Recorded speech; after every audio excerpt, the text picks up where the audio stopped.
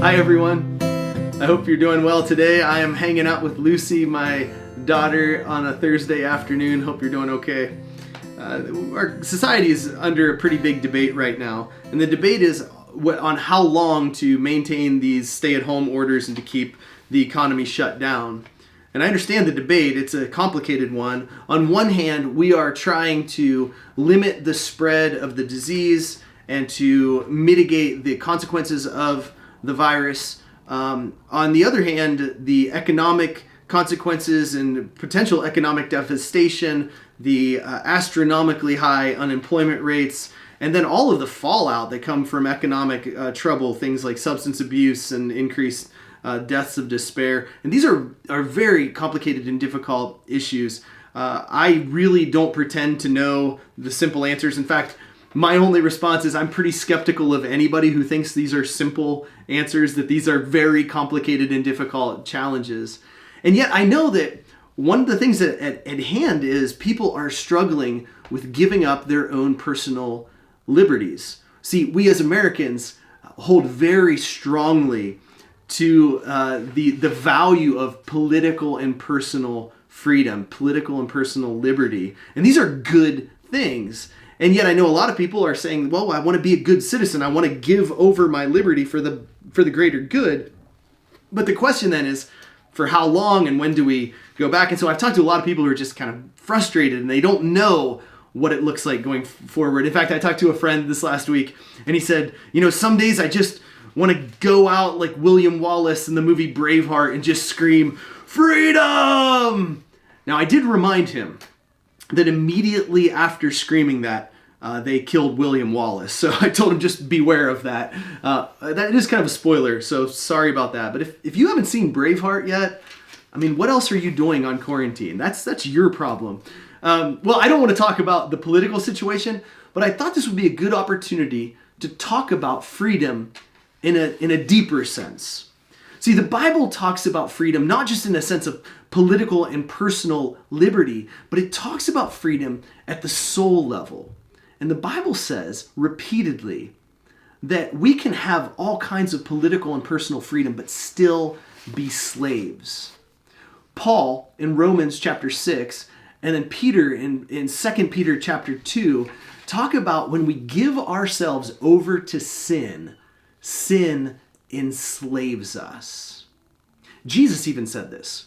In John chapter 8, Jesus said to the Pharisees, he says, when you practice sin, sin becomes your master and you become a slave. See, when we give ourselves over to sin, it begins to ensnare our soul. And I'm not just talking, it has this addictive quality, but not just an addiction in the sense of drug abuse or alcoholism. All kinds of sin has this addictive nature. So you think about the person who starts telling lies. And then he becomes a liar. And he can't unravel the lies that he tells. The person who gives themselves over to gossip becomes a gossip. Anything in our lives that is sinful begins to control us. The great 19th century author, George MacDonald, he said this. He said, a man is a slave to anything that he cannot part with that is less than himself. He becomes a slave to anything that is less than himself that he cannot give up. These things begin to control us. There's an irony. There's a biblical irony. The irony is this, that some of the most powerful and prestigious and wealthy people in the world actually live in great bondage. They become slaves to their wealth and to their prestige and to their success. And yet the saints who have laid down everything to follow Christ are those who are truly liberated.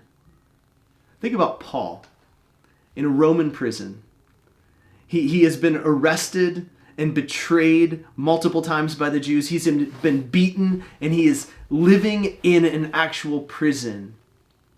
And yet he's actually free. Think of Mother Teresa and Saint Francis of Assisi, both who took the vow of poverty, who gave up everything to live a life of poverty for Christ. And yet, They were truly free. See, they owned nothing, and therefore nothing owned them.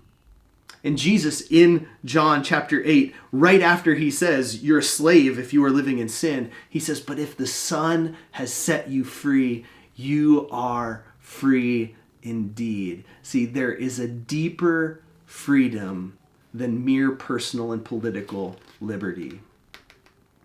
And the deeper freedom is this. It is when we give ourselves over to what is far greater than ourselves. Ultimately, to give ourselves in love to God, and then secondarily, to give ourselves in love for others. See, the greatest thing is not freedom for freedom's sake. The greatest thing is to freely love. The greatest things in my life are the things that are greater than I am, that I have given myself over to. I think of our family. We have a large family with a lot of children. And so in having a large family, we've already given over a lot of our liberty. You know, these stay-at-home orders are kind of funny for us. So like our lives have not changed that much.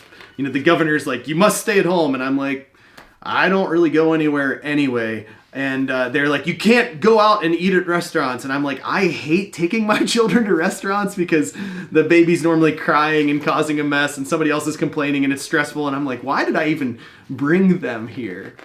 And when you have a large family, you have already given up freedom, and you give up sleep, and you give up money and time. And really, what do you get back? Like, children are just a terrible investment. You put in all this time and energy and money, and they never pay you back.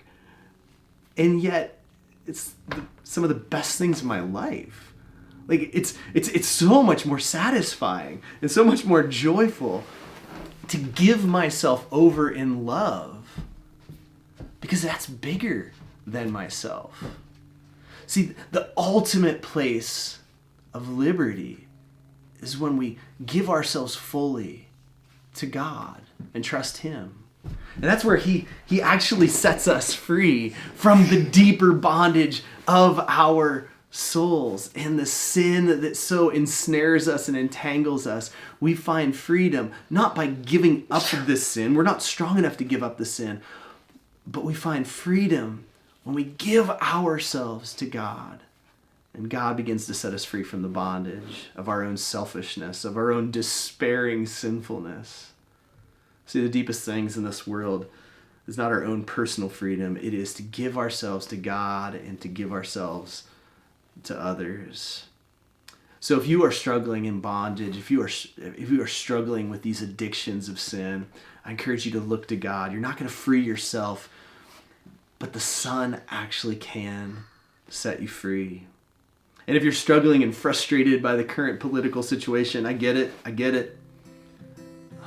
But focus on what you can give yourself over to. Love freely. Love in the way that Christ loved you. That is where you're going to find the deepest freedom in your soul. So may God be with you. May He bless you this week. May you trust in Him, and may He bring you true and lasting freedom. God bless you. Say bye-bye.